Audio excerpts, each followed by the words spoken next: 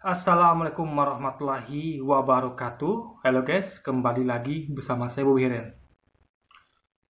Baru saja beberapa waktu lalu kita disedihkan dibuat miris dibuat sedih dengan tragedi Stadion Kanjuruhan, di mana ada tindakan brutal dari aparat, yaitu penembakan gas air mata ke tengah-tengah lapangan, sehingga menjadikan orang-orang yang ada di stadion itu panik, sehingga ada yang meninggal, ada yang cedera serius dan segala macamnya gitu. Baru saja kita melewati hal itu tapi polisi sudah lupa guys. Ini terjadi lagi di Rembang di pulau Rempang di Batam, di mana masyarakat adat itu menolak pembangunan pabrik kaca dan juga pariwisata di pulau itu. Nah, di situ kita tahu di situ tuh ada 10.000 masyarakat adat yang ada di Pulau Rempang yang terdampak, dan mereka ini digusur. Meskipun di lokasi tetap namanya penggusuran. Karena ketika mereka digusur, dipindahkan tempat lain, itu berarti mereka itu sudah kehilangan tahulah Anda kalau Anda misalnya sudah biasa di situ, udah ibaratnya tempat adat daerah adat itu dipindahkan, apa jadinya coba? Sementara di adat itu adalah suatu hal yang harusnya tidak boleh ditatik gitu kan, apalagi hanya untuk batas proyek strategis nasional, ya kan? Nggak bisa guys. Jadi masyarakat adat itu harus menang harusnya. Nggak boleh pemerintah itu bertindak zolim dengan memaksakan kehendaknya terhadap masyarakat adat. Nggak bisa guys. Karena masyarakat adat itulah yang sudah ada lebih dulu. Ingat, Republik ini baru berdiri dan tidak boleh bertindak semena-mena terhadap masyarakat adat.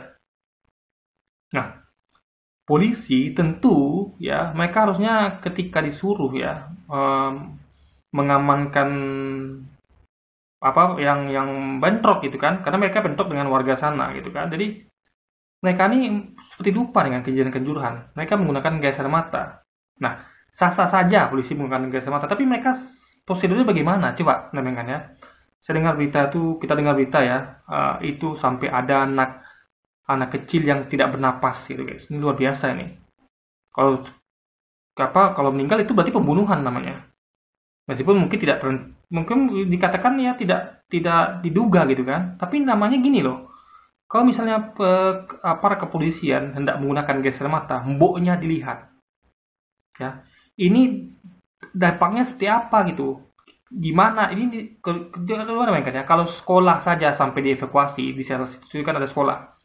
Murid-murid sama guru dievakuasi, ada emak-emak, ada murid yang terkena gas air mata. Bahkan itu ada anak kecil itu yang tidak bernapas lagi kata dia. Saya nggak tahu berita kelanjutannya. Itu kan berarti perhitungannya bagaimana melepaskan gas air mata juga. Jadi harusnya gas air mata itu adalah opsi terakhir harusnya. Jangan sembarangan digunakan. Tapi mau bilang apa lagi? Nah, ini makanya kita perlu perubahan nih guys. Kita perlu reformasi Polri. Karena mereka tidak lagi menggunakan hal-hal semacam ini untuk menjalankan tugasnya. Nggak bisa guys.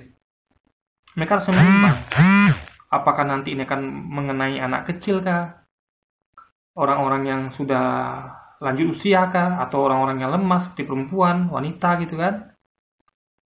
Nah, ini suatu hal yang miris Baru ada kemarin kejadian Kanjuruhan terjadi, sekarang sudah terjadi lagi. Ini luar biasa guys. Nah, harusnya nih ketika ada penolakan dari masyarakat adat, dari warga, harusnya polisi itu cukup persuasi. Karena gimana pun sebenarnya yang utama itu sebenarnya adalah pemerintah. Karena mereka yang memasang kehendak kan kepada masyarakat adat ini kan. Nah, polisi itu nggak mungkin nego sama warga dalam hal untuk warga ini mau ikut pemerintah, nggak bisa. Karena warga sudah pasti nggak mau, buktinya mereka melakukan perlawanan. Jadi dilakukan polisi itu hanyalah sebatas untuk untuk menenangkan warga guys. Menenangkan warga bukan melukai warga. Tugas jadi itu polisi itu adalah penengah antara pemerintah dengan warga harusnya. Bukan jadi istilah adalah cumuknya pemerintah gitu, kan. Diperintahkan apa saja jalankan gitu, nggak bisa. Polri itu harus punya hati nurani. Kalau dihadapi ini adalah rakyat, masyarakat adat yang menolak apa yang dipaksakan kepada mereka, itu penggusuran. Harusnya mengerti psikologis masyarakat, adat apalagi. Nggak bisa hanya jalankan ini, laksanakan, nggak bisa. Harus pertimbangkan perasaan masyarakat setempat gimana. Kalau perlu lapor pada komandannya, itu pemerintah sana, kalau perlu langsung kepada Jokowi. Pak, Bapak apa benar ini? Memerintahkan kita seperti ini. Ini udah benar nggak nih melakukan pembangunan ini di sini? Ya, itu banyak loh Pak penolakan di lapangan gitu loh. Kita nggak mungkin Pak melawan rakyat sendiri, nggak mungkin, harusnya begitu. Ya, Kapolri yang baik harusnya menghadap ke atasnya. Pak maaf, Bapak memang memerintahkan saya sesuatu yang harus saya kerjakan, tapi ini Pak, kasih dulu lah pendapat, kasih dulu lah nasihat. Apa layak yang diteruskan Pak? Karena penolakan luar biasa di bawah gitu. Buktinya polisi sampai harus menggunakan gas air mata, berarti kan luar biasa itu penolakan guys. Nggak harus menerima begitu saja, perintah dari atasan nggak bisa guys. Ingat, polisi itu digaji dari rakyat. Gajinya dari rakyat, dari para petani, nelayan, masyarakat adat itu membayar pajak mereka untuk menggaji polisi. Begitu juga dengan pemerintah atau Jokowi yang menyuruh polisi untuk melakukan itu. Juga gaji dari mereka. Lalu Anda melakukan seperti itu mereka. Mereka yang sudah menggaji Anda, gitu kan, menyisihkan pajaknya. Mereka sudah bekerja keras, ada yang nelayan, ada petani, ada yang bekerja lain lagi, pedagang. Mereka menyisihkan pajaknya untuk menggaji Anda dan juga bos Anda. Lalu bos Anda dan Anda ya malah menggunakan gaji mereka itu ya membeli persenjataan kayak contoh gas air mata. Ya, pesawatnya Jokowi untuk terbang ke sana ninjau lokasi dipakai untuk gebuk Anda sendiri. Untuk gebuk masyarakat adat, ini kan luar biasa, guys. Harusnya senjata itu ya, pajak dari rakyat itu digunakan untuk kemakmuran rakyat, bukan untuk menggusur rakyat. Gitu loh. Masih banyak tempat lain, kenapa harus di situ? Itu pertanyaannya. Kurang luas apa Indonesia? Ya, dari Sabang sampai Merauke, membentang pulau-pulau. Kurang luas apa Indonesia? Coba. Kenapa harus dipaksakan di situ? Kenapa harus mengorbankan hak-hak masyarakat adat? Logika di mana coba? Negara tidak akan ada tanpa masyarakat adat. Karena sebelum negara berdiri, mereka yang berjuang untuk negeri ini. Ingat, kita dijajah selama ratusan tahun, ya. Itu belum ada negara, belum ada Indonesia. Siapa yang berjuang melawan kemerdekaan? Masyarakat adat. Mereka yang tempur di lapangan melawan penjajah Belanda. Masyarakat adat Batak, adat Melayu, ya, adat Papua, adat Kalimantan, mereka yang berjuang, adat Aceh, adat Jawa, mereka semua berjuang dengan perang untuk melawan penjajah, untuk merebut kemerdekaan di negeri ini. Lalu Anda sia-siakan mereka seperti ini, menggusur mereka. Itu tanah adat itu adalah yang diperjuangkan oleh nenek moyang mereka, para pejuang negeri ini. Dulu Belanda, ya, Jepang, penjajah hendak mengambil tanah mereka, mengeksplorasi tanah mereka. Lalu mereka usir dari negeri ini. Ingat, negeri ini belum berdiri, republik ini belum berdiri. Nah, sekarang pemerintah ini menjadi Belanda Jepang baru. Yang tidak hanya menjajah tanah mereka, tanah adat mereka, dengan melakukan penggusuran, tapi juga menggunakan apa yang mereka bayarkan kepada Anda sebagai pemerintah. Pajak mereka yang mereka cari dengan susah payah, dengan keringat dan air mata, Anda kolek. Lalu Anda gunakan untuk membeli gas air mata, untuk beli pesawat, apapun itu kendaraan yang Anda pakai untuk meninjau lokasi itu, untuk lalu menggusur mereka. Ini luar biasa. Berarti pemerintah kita ini lebih kejam daripada penjajah Belanda dan Jepang.